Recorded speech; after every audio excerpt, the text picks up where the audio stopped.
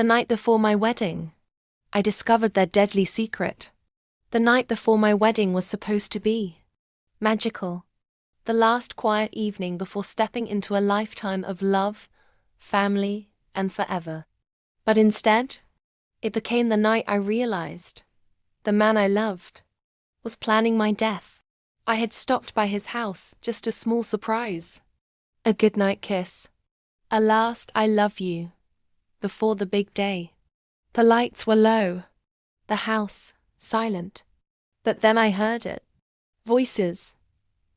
His voice. His parents' voices.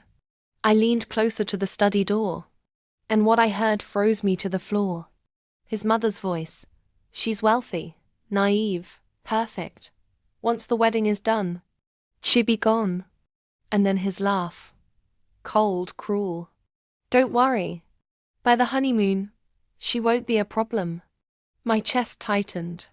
My stomach dropped. This wasn't love. This was a setup. I wasn't their bride. I was their cash cow. Their target. Their victim. But here's what they didn't know.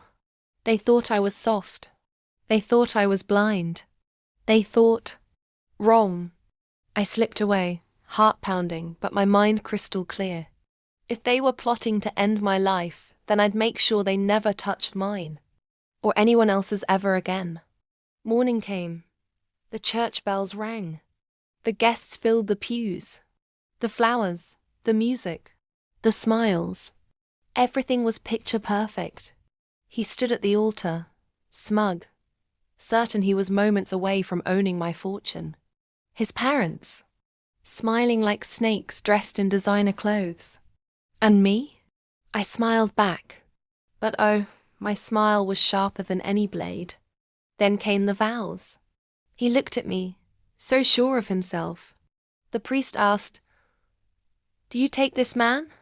I held his gaze. And I said, "I do. Not." The church erupted. Gasps. Whispers. His face drained of color. And then, the heavy doors burst open. Police stormed in, badges flashing. The guests screamed as my fiancé and his parents were dragged away in handcuffs. The recordings of their murderous plan, already in the investigators' hands. His mother shrieked. His father cursed. And him? He just stared at me, wide-eyed, realizing too late that I had beaten them at their own game. But here's the kicker.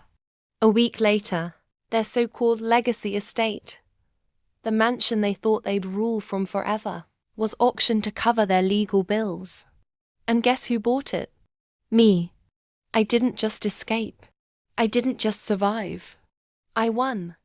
Instead of a honeymoon, I celebrated by the pool of their mansion, sipping champagne while they rotted in prison. They tried to script my ending, but I rewrote the whole story and turned them into the villains of their own downfall. And if you love this story of betrayal, survival, and ultimate revenge, hit that subscribe button right now. Because trust me, this was just one story. And the next twist is going to blow your mind.